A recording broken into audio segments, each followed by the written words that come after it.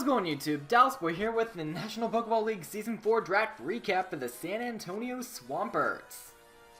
Last season, we ended on a pretty disappointing note, losing in the wild card round. There was a little bit of free attacks involved, but it is what it is. I can't do much about hacks, I guess. But I feel like this draft that I drafted is going to be much better than last year's squad. And hopefully we'll get farther. But I guess we'll see.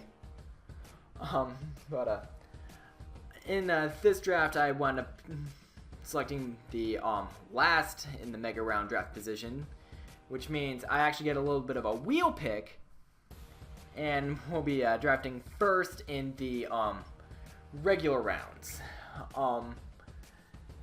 With all the megas and stuff that were picked, and I still wanted a good mon to help support the round 1 mon I was picking. So for my Mega, I opted to go with Mega Alakazam, and I was teetering on this for a while between this and Mega Aggron. But Mega Alakazam gives me a very, very quick either wall breaker or sweeper, depending on what I want to use it as. And it has very good options such as Thunder Wave, Sub, Encore, Taunt to break some Stallmons, probably Cresselia, probably Chansey, stuff like that. Has a decently good special move pool as well. It has a Charge Beam if you want to consider that a good option, HP Fire, Signal Beam, and some stuff like that. And I definitely feel that Mega Alakazam is going to be a very, very good asset for the San Antonio Swamperts this season. Especially when paired up with my second pick in the draft. Pick 13, round 1 of the regular Mons round. I wound up getting Landorus Incarnate. And although Landorus I is banned in Smogon format in National Pokeball League, we actually unbanned it. And I wound up taking that as my first pick because it's a very, very scary wall breaker. Also works as a very good sweeper with a rock polish set, maybe a calm mind set. Sets in a nice little base 101 speed and has a very good plethora of offensive options. I'm very pleased with this pick, and I definitely feel like Landorus I is going to put in a whole heck of a lot of work, being a very good win con for the Swamperts this season, and I'm happy to have gotten it. And getting 12th in the mega round, definitely worth getting this pick. And I had to wait for a little bit to get my first of I think 3 wheel picks going. I think it's 3, maybe it's 4. Yeah, I think it's 4 wheel picks.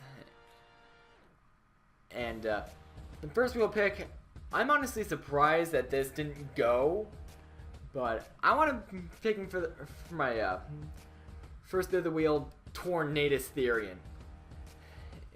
Good player last year for the San Antonio Swamperts, and happy to have him back this season. Nice little bulky pivot with himself vest, or it can be a deadly attacker with a life orb. Gets a little bit of annoying U-turn regenerator shenanigans going.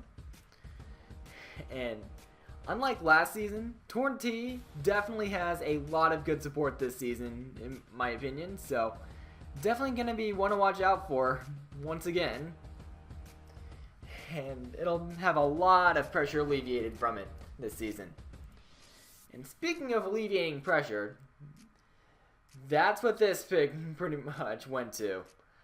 Went to alleviate a little bit of pressure from my win cons and give them a much easier time. And with this pick, I went after Gothitelle. Yep, that annoying little Gothitelle that pretty much has that Shadow Tag suspect on the map, with its tricking of Choice Scarfs, resting off damage, stalling people down until they struggle. Yeah, Gothitelle is definitely going to be a very, very annoying Pokemon for my opponents to face. Unless they have a Dark type.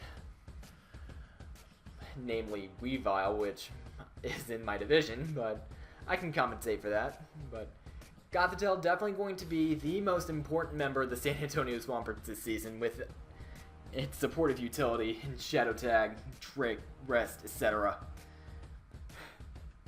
So, yeah, I kind of feel like Gothitelle is pretty much what makes the San Antonio Swamperts very, very scary this season. And, yeah, then I had to wait for my next wheel, another set of picks.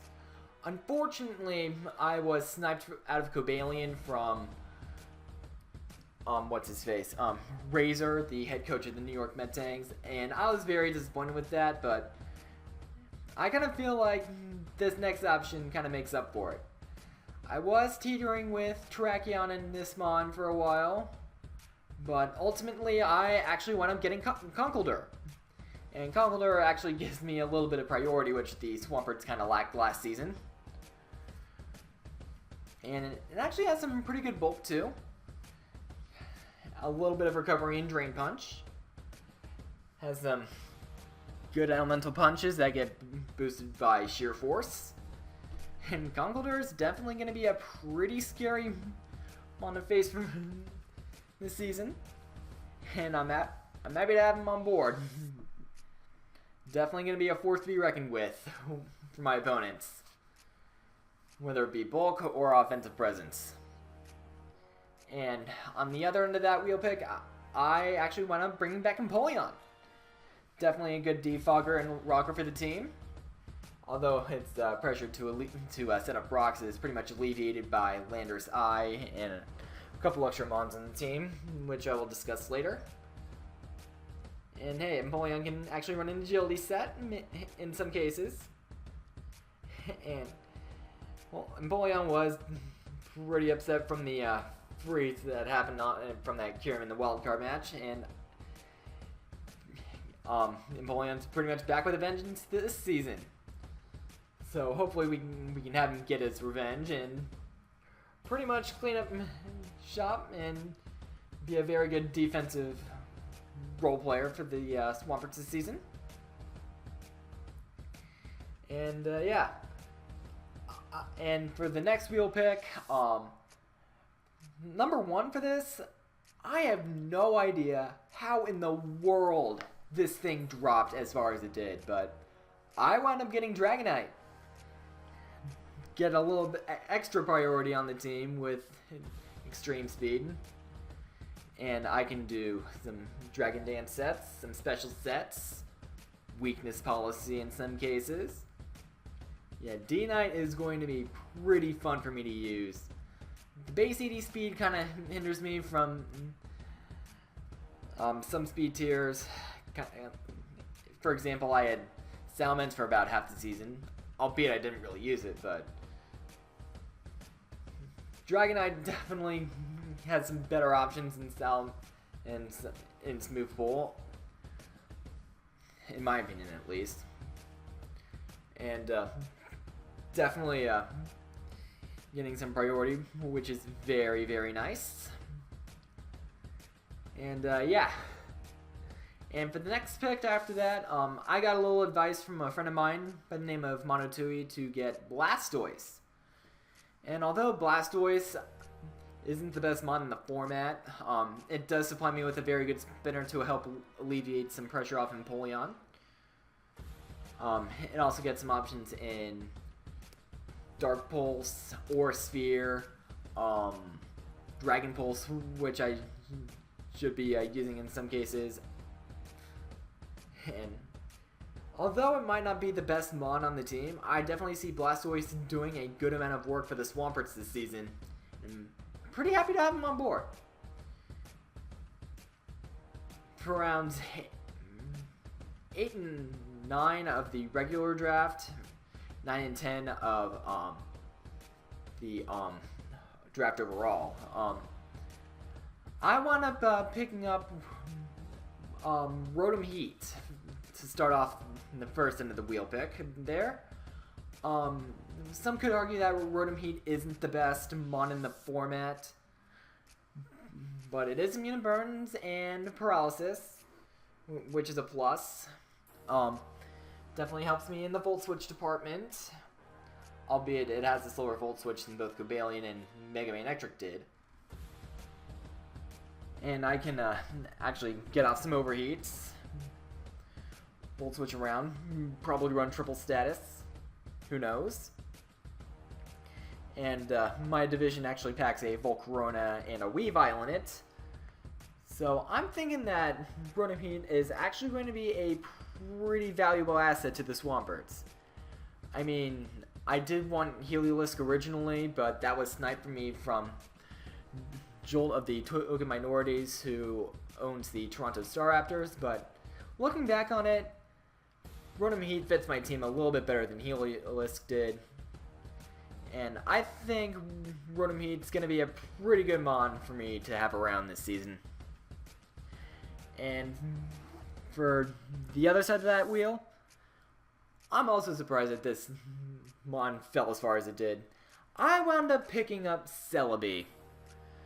And Celebi, although it does have all those weaknesses, namely to Dark, which my team does have a little bit of a problem with, it has some very good moves in its arsenal. Healing Wish, Thunder Wave, Recover, Swords Dance, Calm Mind, Baton Pass, Sucker Punch, Seed Bomb, Giga Drain. Just a wide variety of options I can work with in so little time. I mean, it's not Mew tier, but definitely helps out the Swamperts in this case. And it also gives me a very good Fire, Water, Grass core, which is definitely going to help out in some aspects. So look forward to Celebi putting in some work for the Swamperts this season. Definitely going to be a very, very good role player. And for my last pick, I did have a little bit of an ice weakness, which was kind of annoying. Looked through my options and pretty much felt like Metagross was the best pick for that. Although, once again, this does hinder my ability to tank Dark-type moves. Yeah, I pretty much have little to no switch into that. Probably just Conkeldurr and that's it. But I definitely see Metagross being a very good asset for the team as a bulky pivot. Namely to Gardevoir, who is in the division. Namely Mega Gardevoir, actually. Not regular Gardevoir. Mega Gardevoir. But I can Pursue Trap things. Get off some Thunder Punches.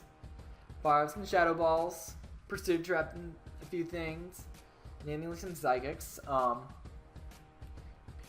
And Metagross does have a good amount of options I can abuse. And I'm pretty happy to have it on the team. And pretty much looking at a few threats around the league. I can't switch into Hoopa Unbound, which we allowed this season. And that's on Fog's team. Yeah, that's going to get a little annoying. Yeah, especially since I don't have any switch-ins to it.